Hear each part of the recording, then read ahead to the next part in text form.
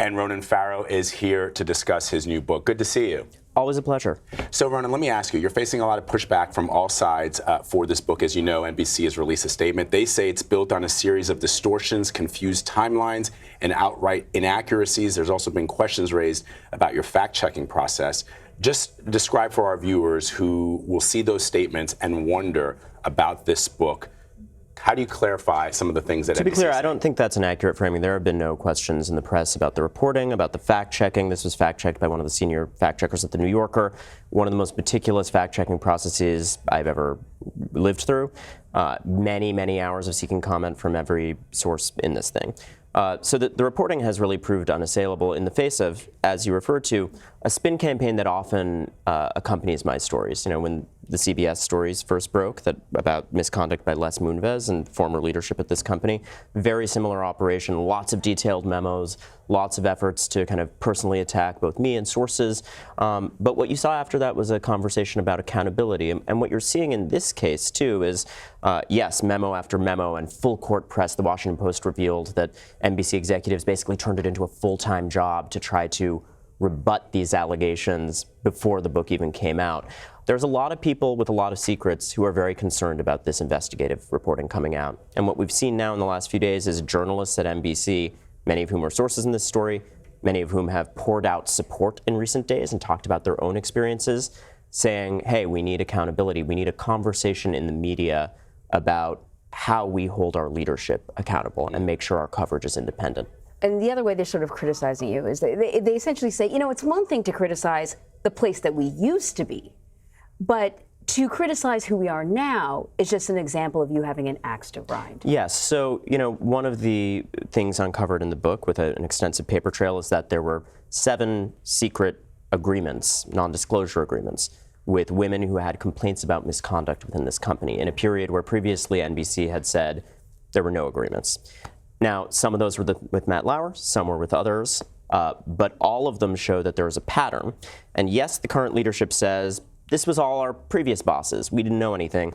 But some of these were in that period where the current bosses were in power. And that includes the secret settlement with Matt Lauer's accuser who got him fired, which happened just this year, and which prevents her from talking about Andy Lack, Noah Oppenheim, these executives at the company. Mm-hmm. You know, as you know, Matt Lauer has also hit back. He released a statement last week. He detailed in detail the events at the Sochi Olympics, and he has subsequently says and is saying that many of the allegations were never fact-checked, something you've addressed. How do you respond to Matt Lauer? Yeah, that is flatly untrue. There was extensive fact-checking, and I can't get into exactly who we spoke to and how because, as you know, in our business, very often you are bound not to talk about that. People talk to you with the understanding that you're not going to say it. But suffice it to say that Matt Lauer's thinking is fully represented in this book in detail. So, though we were talking a lot about NBC, the book is about the challenges that you face trying to get the Harvey Weinstein story out. And you detail the Herculean attempts by Harvey Weinstein and others to stop your reporting, including hiring private investigators, highly trained private investigators to infiltrate the lives of some of the accusers, to some of the other journalists who were trying to dig up this story. Black Cube. Right, exactly. Intelligence firm. And when I was sort of reading about this, I thought to myself, with these Herculean attempts to squash the story, how was it able to come out? What was the difference? Because obviously, this had worked for many, many years, for decades. What was different about now?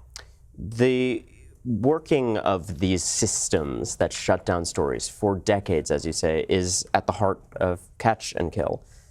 This reveals systems in law, in media, in politics that conspire to shut down accusations of this type and to go after reporters pursuing the stories. We're seeing that right now, obviously. You can see that pushback from powerful interests happens when you get near to this kind of reporting. And over the course of the 2 years documented in Catch and Kill, I was followed by private spies. It seems stranger than fiction, but we were able to document that ultimately.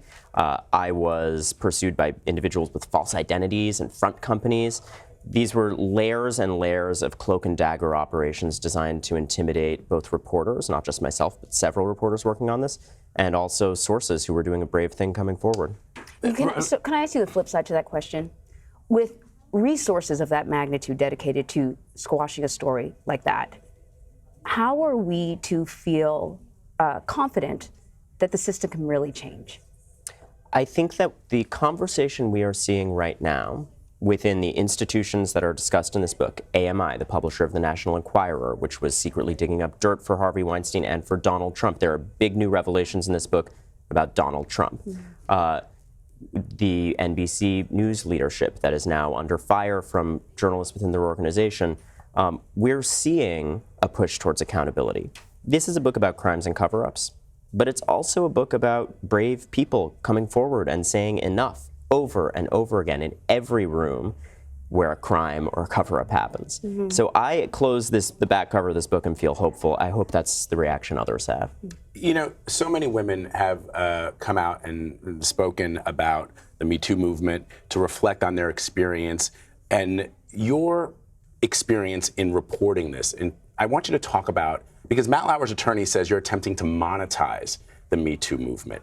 Give our audience a sense of why you undertook this endeavor, and tell us about your sister. She plays a role in this book as well. So those are two separate questions. I'll tackle them separately. You know, when you do a body of reporting for multiple years, you look at what is the most powerful format for it. And there are many, many wonderful historical examples going back to All the President's Men of books that are the correct vehicle for reporting. And I think particularly when you get into not only new reporting, as there is in abundance in this book, but also a story behind a story. And part of the narrative in here is how I dodged questions for years, not wanting to be the story, and said, look, I don't want to talk about the stuff that was directed at me. And when you realize that that personal story has to be a part of it, a book starts to become the correct format for it, because you can lay out the accumulation of evidence and events that you yourself lived through. So, you know, it is not about monetization. Obviously, thankfully, we work in a business where what you do on air or what I do on air, what we do in print is monetized. But choosing between longer format and shorter format is about how much reporting is there and what is the way to do it in the most careful, rigorous way. A book was the answer in this case. And I think the impact we're seeing right now, the way in which other journalists have rallied around the reporting, is a testament to that. My sister is part of that way in which the narrative is personal. You know, I wanted to talk openly and vulnerably about the fact that I was not always heroic in my own life when there was a survivor of sexual violence with a serious and credible allegation who came forward. You know, I was someone who told her to move on and didn't understand why what she was doing was important. And our relationship over the course of this book evolves in a way that then galvanizes my understanding of the importance of these issues. Oh, that's so fascinating. It really is. I know we have to wrap this up. One last question, though. So what do you hope people take away from this, and where do you see the movement going? You know, this book is not about any one thread of reporting. Obviously, there are explosive headlines about NBC, about Matt Lauer, about AMI, about Black Cube, but it is about a whole range of systems. As I said, in law and politics and media, the powerful lawyers and PR people and the operatives generating the kind of spin that you see in the press now that is not fact-checked, is not accurate, going up against a thriving free press that is still doing accurate fact-checked reporting. And we see authoritarian rhetoric weaponized against what we do in this profession right now. It's wrong. It's a dangerous time for journalists. The combination of the spin and the powerful people subverting those systems to muzzle the press is something that has to stop. And I think we're seeing the right kind of conversation about those systems right now. This is about silencing the truth, and we got to see less of it. I hope we do. Ronan Farrow, thank you so much. The book is called Catch and Kill: Lies, Spies, and a Conspiracy to Protect Predators. It goes on sale tomorrow.